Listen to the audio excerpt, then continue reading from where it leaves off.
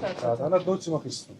Ирээгүй одоо сүүлийн сар ер нь энэ жил ингээд өмнөх жилүүдэд бол тэгвэл боломжийн явагддаг байсан.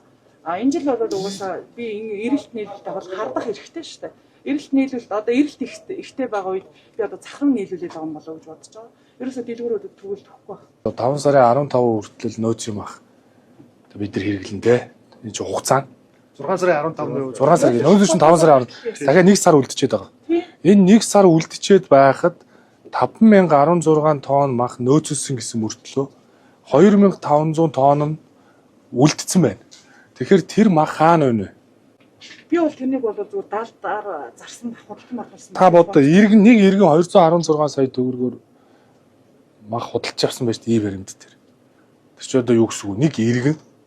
Тэгэхээр 9 компанидэр бид нар нөгөө эн чинь нийтдээ нэг 54 багтай 54 кг.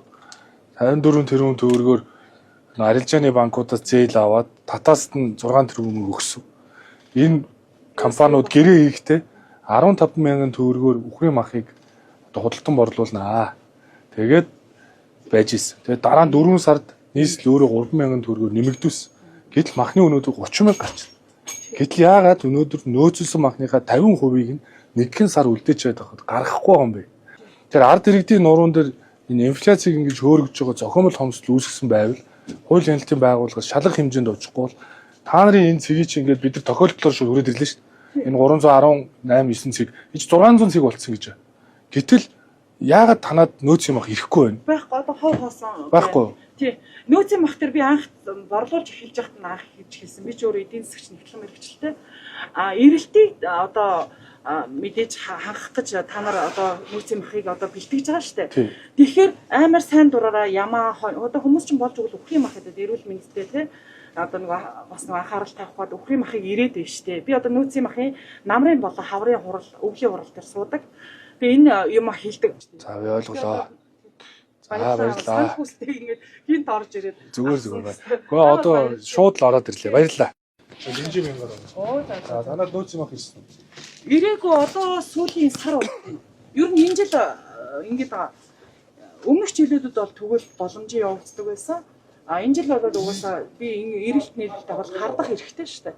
Эрэлт нийлүүлэлт одоо эрэлт ихтэй байгаа үед би одоо захран нийлүүлээд байгаа юм болоо гэж бодож байгаа. Ерөөсөө дэлгүүрүүдэд тэгвэл төгөхгүй байна. 5 сарын 15 хүртэл нөөц юм ах.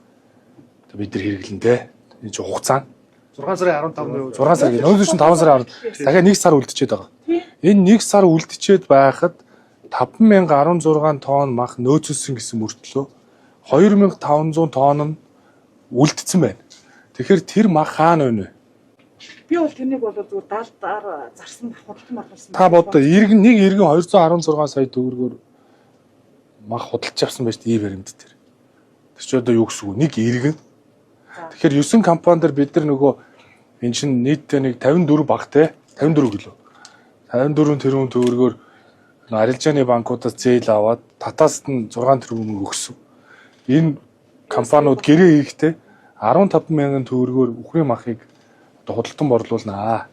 Тэгээд байж исэн. Тэгээд дараа нь 4 сард нийслэл өөрөө 3 мянган төгрөгөөр нэмэгдүүлсэн. Гэтэл махны өнөөдөр 30 мянга гарчихна. Гэтэл яагаад өнөөдөр нөөцөлсөн махныхаа 50%-ийг нь нэгэн сар үлдээж байгаад гаргахгүй байгаа юм бэ? Тэр ард иргэдийн нуруунд дээр энэ инфляцийг ингэж хөөргөж байгаа зохиомжтой хомсдол үүсгэсэн байвал хууль хяналтын байгууллагаас шалгах хэмжээнд очихгүй бол та нарын энэ цэгийг чи ингээд бид нар тохиолдлоор шууд хүрээд ирлээ шүү дээ. Энэ 318 9 цэг ич 600 цэг болцсон гэж байна.